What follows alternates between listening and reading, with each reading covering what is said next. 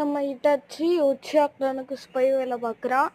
அதே நேரத்தில் நம்ம லீஃப் லெஜுக்கும் எல்லாத்தையும் சொல்கிறான். அப்போ தான் அதில் ஒரு ஆள் இருந்தால் கிறுக்குக்கும் முட்டை நம்ம டான்ஸோ அவரை தான் நம்ம வந்து இட்டாச்சி உச்சியா கிளானே கொள்கிற வெறியில் இருந்தார்.